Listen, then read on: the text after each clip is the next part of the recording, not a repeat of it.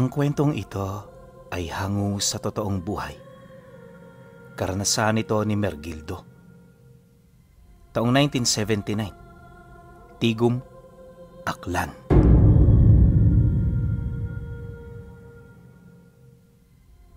Mergildo, palagi mong tatandaan, hindi paraiso ang mundo. Maraming umaaligid na panganib at kapag hindi ka nag-ingat, sa isang kisap mata ay pwedeng masayang ang iyong buhay. Huwag mo itong kakalimutan hanggang sa iyong pagtanda kung hangad mong magkaroon ng payapa at tahimik na buhay. Mga huling katagang binitawan ng kanyang ama bago ito tuluyang umalis at hindi na nakabalik pa. Nung mawala ito pinuno, literal na ang buhay nila ay nagkawatak-watak. Naging madalas ang pag-aaway nilang magkapatid, tapos kahit anong gawin nila, tila bang napakamalas nila sa buhay. Hindi naglaon, sa sobrang galit ng mga kapatid niya sa kanya, nagdesisyon na ang mga itong bumukod.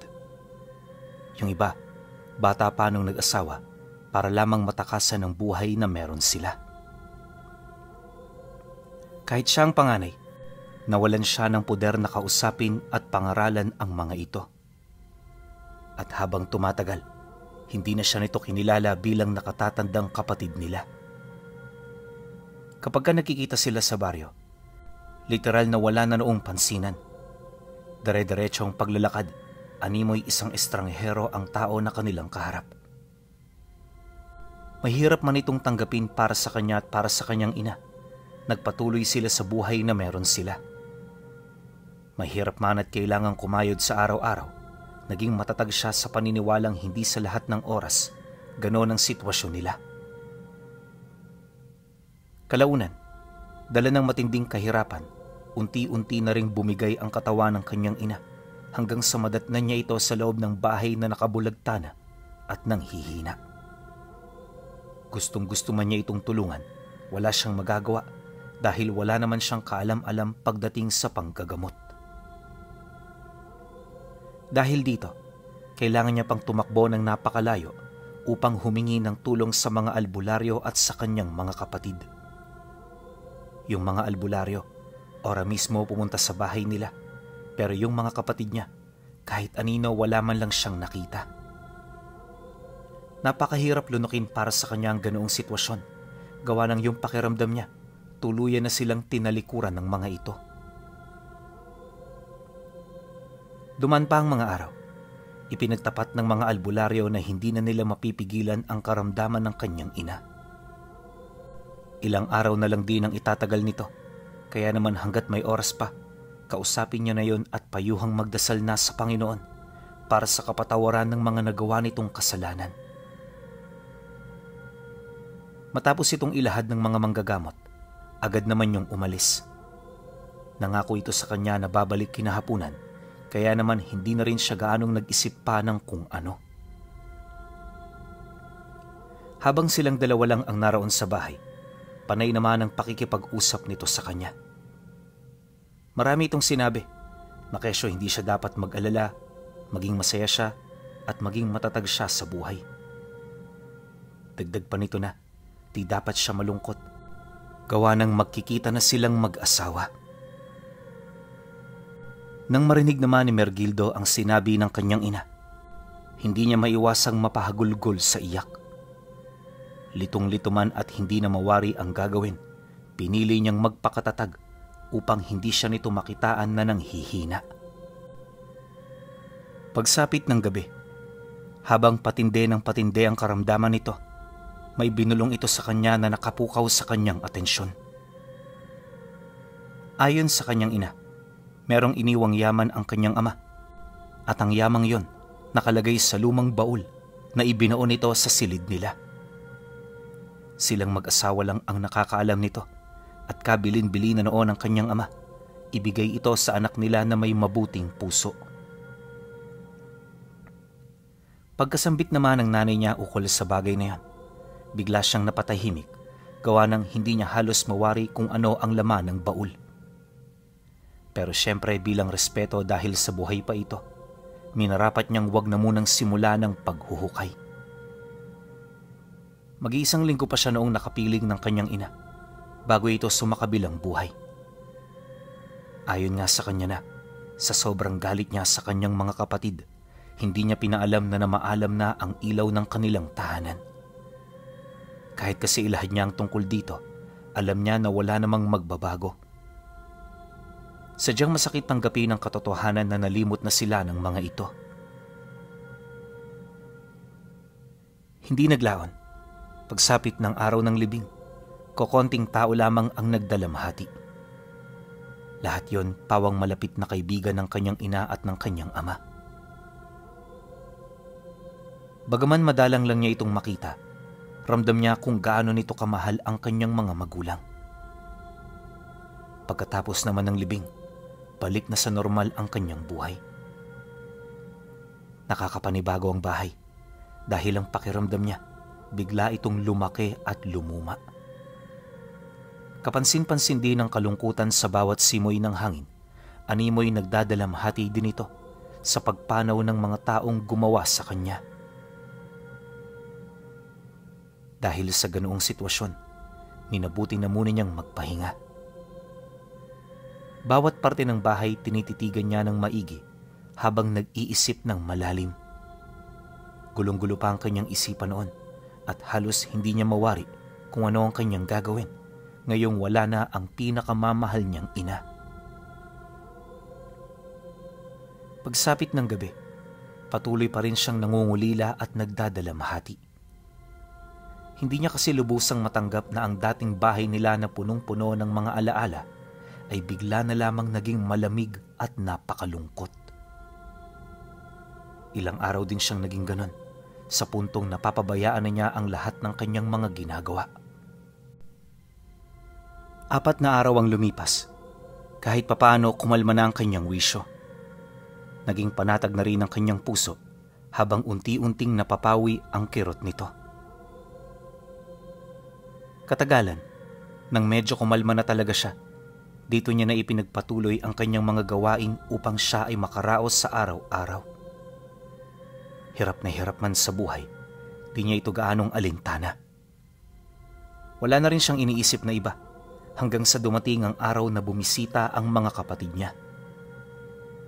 Hinahanap nila ang kanilang ina, kaya naman nang marinig niya ang mga sinasabi nito, doon na siya naglakas loob na magsalita. Matagal nang wala si inay.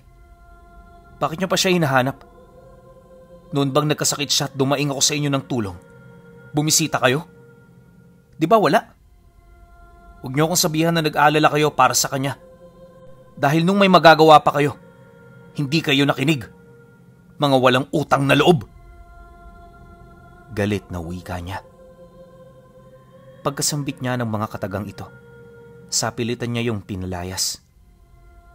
Wala na ring nagawa ang kanyang mga kapatid, kaya naman matapos ang kanilang naging pag-uusap, napilitan na rin yung magsilayas. At magmula noon, hindi na ito bumalik pa sa kanyang pamamahay. Mas naging pabor naman ito para sa kanya, lalo pat tuluyan ang natuldukan ng mga alalahanin niya sa buhay. Lumipas pa ang mga linggo at buwan, mas lalo pang nakaranas ng paghihirap itong si Mergildo. Kahit anong kayod, pagtitiis para makalikom ng sapat na salapi, tila bang napaka-imposible nito para sa kanya. Hindi rin siya makaipon-ipon na animoy lahat ng pinagpaguran niya nawawala na lamang na parang bula. Dahil sa ganoong pangyayari, isang bagay na lamang ang pumasok sa kanyang isipan. At ito ay walang iba, kundi ang lisanin na ang tahanan nila. Napakahirap nitong desisyon. Subalit alang-alang sa kanyang sarili, kinakailangan niya itong gawin.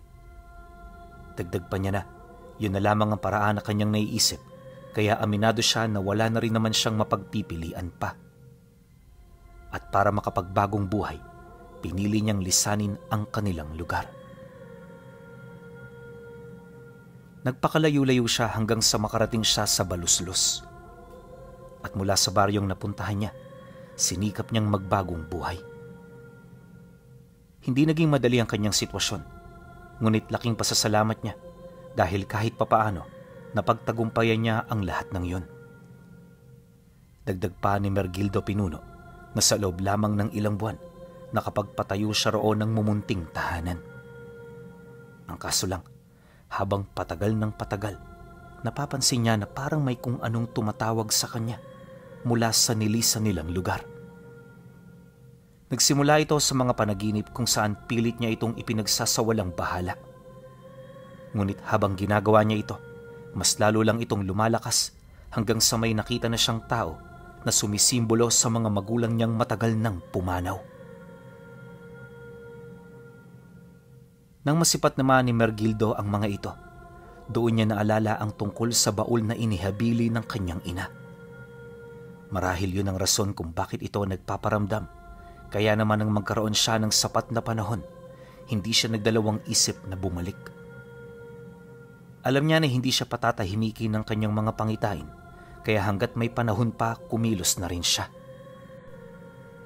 Ilang araw matapos ang dikdikan niyang trabaho, dito siya nagpaalam sa kanyang amo ukol sa binabalak niyang bakasyon. Nang marinig nito ang kanyang sinabi, di naman ito tumutol, lalo pat wala na rin silang trabaho sa lupa nito. Nga pala Pinuno, nagtatrabaho siya noon sa abakahan at sagingan. Hindi malimit ang trabaho rito, pero kapag sumapit ang anihan, asahan mo talagang hanggang gabi ang pagbabanat nila ng buto. Maliit man ang sahod, hindi nila ito alintana, gawa ng libre na halos ang kanilang kailangan sa lugar na yon. Katunayan, kahit meron siyang sariling tahanan, madalang siya roon kung umuwi. Meron kasi siyang tinutuluyan sa lupa ng amo nila, kaya naman mas pinipili niyang doon na rin tumira. Matapos ang kanilang pag-uusap, agad naman siyang nag-alsabalutan. Malayo-layo kasi ang kanyang pupuntahan, kaya naman inagahan na niya ang pag-alis. Hindi alintana para sa kanya na maabutan ng gabi sa daan, lalo pat sanay naman siya. At isa pa, hindi rin siya natatakot sa mga kawatan dahil wala naman itong makukuha sa kanya maliban sa mga lumang gamit na kanyang daladala. Ika nga ni Mergildo, kapag sinubukan siyang pagnakawan ng mga ito, baka nga maawa pa yun sa kanya. Dahil sa ganoong rason, kung kaya't alam na niya na malaya siya. Pagsapit naman ng gabi, nagsindi lang siya ng sulo at muli na namang nagpatuloy sa pag-usad. Wala nang kain-kain dahil yung baon niya limitado lang. Kahit papaano sanay na rin siyang magpalipas ng gutom, gawa ng minsan isang beses lang talaga siya kung kumain sa isang araw para makatipid sa pera. Ilang oras pa ang lumipas. Pagpatak ng hating gabi, dito pa lamang siya nagpahinga. Sa tabi lang siya noon ng daan na tulog, gawa ng di kalayuan sa kanya, merong mga taong nakatira. Kumpiyansa siyang magpahinga sa ganoong lugar, lalo pat kapag may nangyari, agad siyang makakahingi ng tulong sa mga ito. Ngunit ang hindi alam ni Mergildo noon, na imbis siya ang humingi ng tulong, siya pala ang hihinga ng mga taga roon. Pagkaraan ng ilang minutong paghiga-higa niya sa sanga ng puno, bigla siyang natigilan nang may marinig siyang sigawan di kalayuan sa kanya. Boses yon ng babae na halos mamaos na. Animoy meron doong nangyayaring hindi maganda. Dala ng kuryosidad, ipinagpatuloy niya ang kanyang pakikinig hanggang sa napagtanto niyang humihingi na yon ng tulong. Dahil dito, kahit hindi niya kilala ang mga taong yon, hindi siya nagdalawang isip na bumaba at lumapit sa bahay. Alam niya kasi na may magagawa siya, kaya imbis na ipagsawalang bahala ito, kumilos na rin siya. Wala naman siyang ibang hangad noon, kundi ang makatulong at masigurong nasa maayos na kalagayan ang pamilya. Paglapit niya sa bahay, patuloy pa rin ang pagsigaw ng babae. Yung boses nito, halatadong hirap na, kaya naman di na rin siya nagsayang pa ng oras. Pagsilip niya sa loob ng bahay, dahan-dahang nanlaki ang kanyang mga mata matapos niyang masilayan ang isang kakaibang nilalang na napakalayo sa wangis ng isang ordinaryong tao. Nakatayo ito sa harapan ng babaeng sumisigaw habang paulit-ulit na umaatungal. Paglalarawan din niya sa nilalang na yon, nababalot ito ng likido sa katawan. Napakalapot nito, tapos nanggigitatayon sa itim. Dagdag pa niya na, kahit nakatalikod, kapansin-pansin ang pagiging abnormal ng wangis nito. Bukod sa wala itong buhok sa ulo, di rin niya masipat ang tenga nito. Hubot-hubad din ang nilalang, kaya naman yung kutob niya mas lalo pang lumalakas. Maya-maya pa, pagharap naman ito sa kanyang kinaroroonan, dito niya nakita ang napakalaki nitong bunganga na binabalot ng napakaraming pangil. Wala rin yung mga mata at ilong, subalit nakapagtataka na parang napakatalas ng paningin nito kahit wala itong makita. Di nagtagal, nang hindi na makapagtimpi ang nilalang, bigla nitong sinunggaban ng babae. Paglapit nito, agad nitong nasagpangan ng leeg ng biktima, kaya naman hindi na ito nakapalagpa. Segundo lang din ang kinakailangan nito upang mapahina at kalaunay mapatay ang kanyang biktima. Matapos nun, binalatan na ito ng nilalang habang walang patid na sinasalok ng kanyang dila ang mga lumalabas doong dugo. Pagbuklat nito ng dibdib, para itong gutom na hayop na walang habas na sinagpanga ng mga laman loob nito. Matapos naman yung masilaya ni Mergildo, tila bang nawala na siya ng lakas ng loob na pumasok sa bahay na yon. Di nagtagal, nang akmang papatakbo na siya, doon niya nakita ang asawa ng biktima na biglang sumugod, bitbit ang dalawang matalas na sundang. Ang problema lang, kahit anong taga nito, hindi nito magawang tamaan ang nilalang. Wala siyang ideya kung papaano nangyayari ang bagay na yon, pero malakas ang kutob niya na may kapasidad itong bumasa ng kilos ng isang tao. Dahil sa pangyayari, di na niya hinayaang maging siya ay makita pa nito. Pagbalik niya sa puno kung saan siya nagpapahinga, dali-dali niyang kinuha ang kanyang gamit, sabay suot sa masukal na kakahuyan.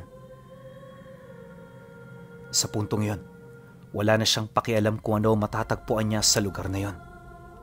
Basta ang mahalaga makalayo siya ng ligtas. 15 minuto bago sumapit ang 3:00 ng madaling araw, hindi niya na halos makita ang lugar. Inaasahan din niyang ilang milya na ang nabaybay niya, kaya kahit papaano naging kampante na rin siya. Pagputok naman ng bukang liwayway, tsaka pa lamang siya nakapagpahinga. Ayon sa kanya, na sa buong buhay niyang pagbabanat ng buto, yon ang kauna-unahang pagkakataon na nakaramdam siya ng matinding pagod. Hindi nga niya maisip noon kung papaano ito nangyari. Marahil ay dulot lang ito ng kanyang mga nakita, kaya hindi niya na ito gaanong inisip pa. Bandang 6:00 na noon ng gabi nang marating niya ang baryo nila. Nakakapagod man, labis-labis pa rin ang kanyang pasasalamat, gawa nang narating niya ito ng ligtas. Pagsilay niya sa kanilang tahanan, hindi niya mapigilang maging emosyonal. Yung bahay kasing iniwan niya, wala na halos natirang bakas sa lugar kung saan ito nakatirik. Balot na rin ng damo ang paligid, animoy tuluyan na itong nilamon ng kalikasan. Masakit man para sa kanya na makita ang ganoong kalagayan na kinalakihan niya, minabuti niyang isang tabi na muna ang kanyang emosyon. Alam niya kasi na wala itong maitutulong at magiging pabigat lang ito para sa kanya. Maya-maya pa, nang medyo kumalma na siya, agad niyang hinanap ang silid ng kanyang mga magulang. Hindi niya ito basta-bastang hinukay dahil kapag umaga niya ito trinabaho, malakas ang tsansa na may makakita sa ginagawa niya. Ayaw niyang mangyari ang ganon, lalo pat ang nais niya, mapanatili itong lihim sa lahat. Dahil sa ganoong rason, kung kaya't matyaga siyang naghintay. Gusto man niyang pumunta sa sentro, di niya na yun ginawa. Baka kasi makita niya mga kapatid niyang lumimot sa kanilang pamilya. Matagal niya na kasi yung kinalimutan.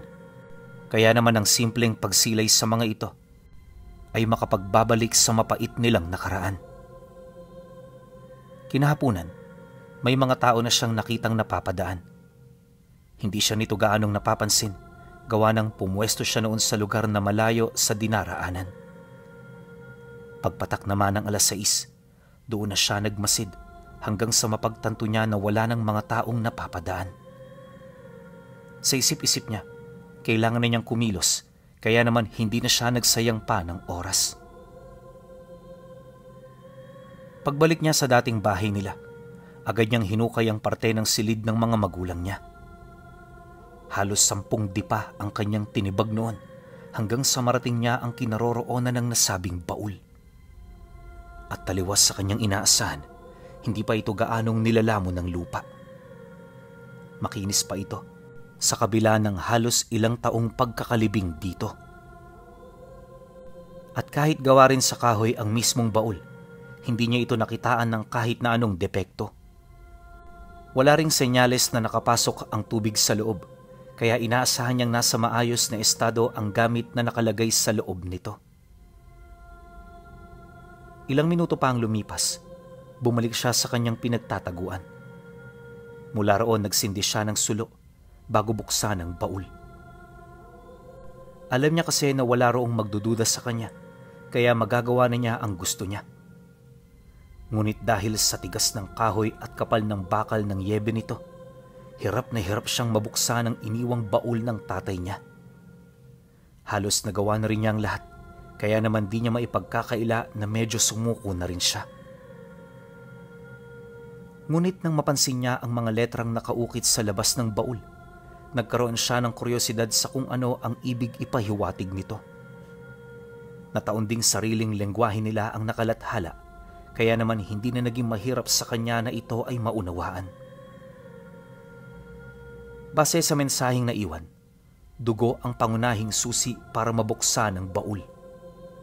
Kailangan nagmumula ang dugo sa pulso sa kamay upang madaling maalis ang bisa ng sumpa. Kalakip ng mga mensaheng yon ay ang mga babala ukol sa maling paggamit ng bagay na nasa loob ng baul. Paulit-ulit itong iginuhit doon ng kung sino na animoy ang hangad nito ay malaman at maunawaan ito ng bagong magtatangan. Nang masipat naman ni Mergildo at maunawaan ang lahat ng iyon, dali-dali niya itong sinunod. Walang takot niyang hiniwa ang kanyang pulso hanggang sa unti-unti nang tumulo roon ang dugo. Ilang segundo lang ang lumipas, napansin na niya ang pagkatunaw ng trangka nito at sa isang kisap mata, unti-unti na ring rumupok ang pangkalahating kahoy na bumubuo sa baul. Takang-taka siya noon sa kanyang mga nasilayan, gawa ng ang pakiramdam niya, isang nakakatunaw na likido ang dugo niya. Maya-maya pa, dito na tumambad sa kanya ang pares ng magkaibang sandata. Bawat isa sa mga ito, nakatalaga para sa kanyang kaliwat kanang kamay, kaya naman sa unang hawak niya, hindi na siya nalito. At nang lumapat na sa armas ang kanyang palad, dito niya nasilayan ang biglaang pagbalik sa kanyang katawan ng mga dugo niyang kumalat na sa lupa. Nawala na rin ang hapdi na kanyang nararamdaman, animoy hindi man lang siya nagkaroon ng sugat sa katawan. Matapos ang milagrong yon, unti-unti na niyang napagtanto na hindi pangkaraniwan ang 2 sandatang kanyang nakuha. Wala siyang ideya kung ano ito, kaya naman isinama niya ito sa iisang sisidlan. Ngunit hindi pa man tumatagal ang gamit, laking gulat na lamang niya nang bigla niya itong maramdaman na umiinit.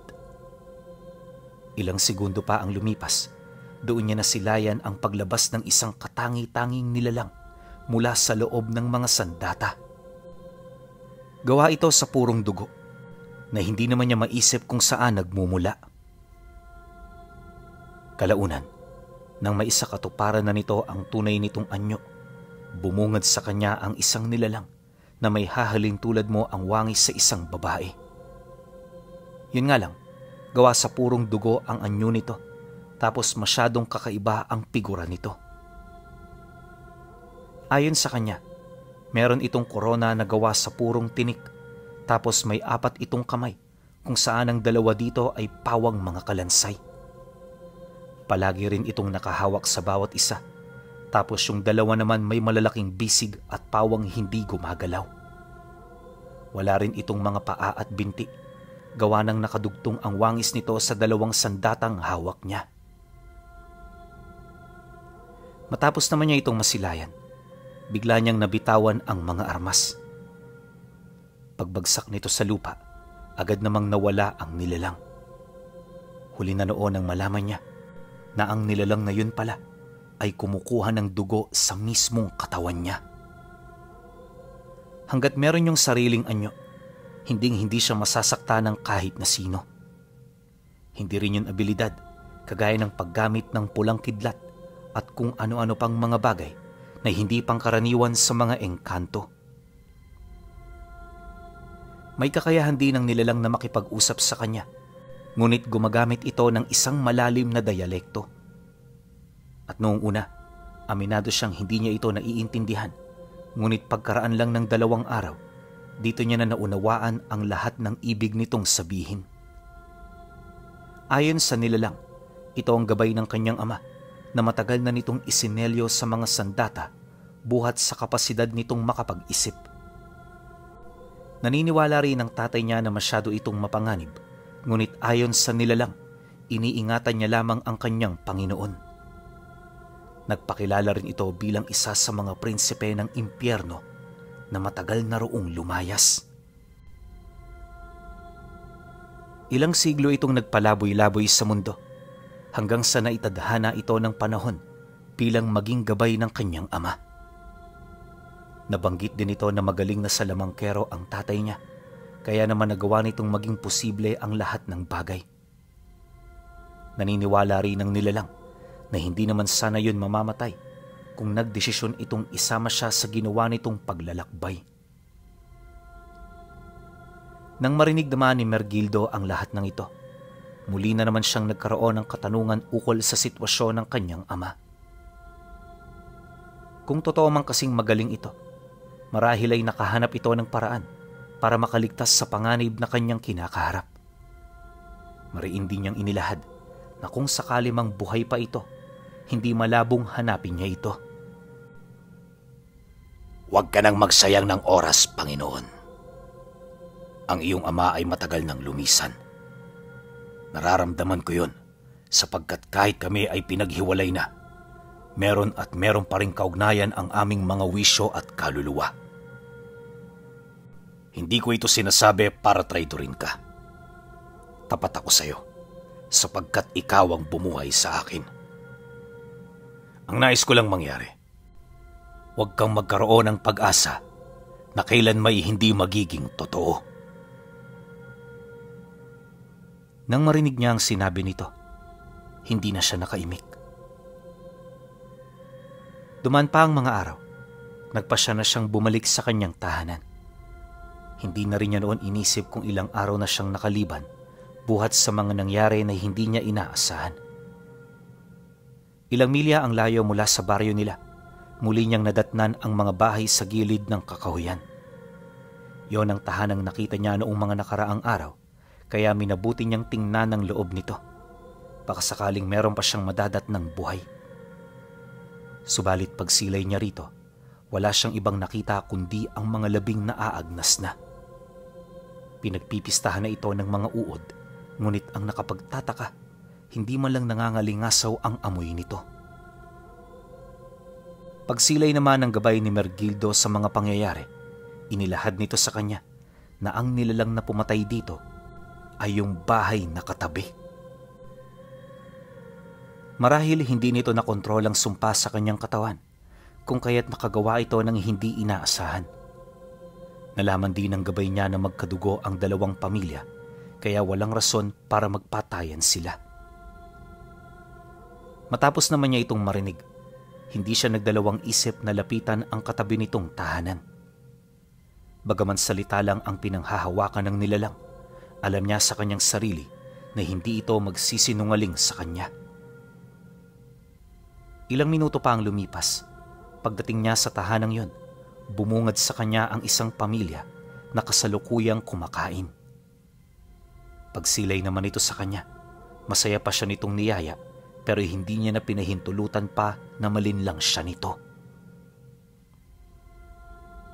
Pagdabog niya sa labas ng bahay, bigla namang sumeryoso ang titig ng mag-anak hanggang sa umatungal na ang mga ito. Kahit tirik na tirik pa ang araw, napilitan nitong magpalit ng anyo bago ito buong puwersa na sumunggab sa kanya. Ang buong akala kasi ng mga nilalang na yon ay basta-basta lang siya, ngunit hindi nila alam na isa rin palang makapangyarihang nilalang ang kaharap nila.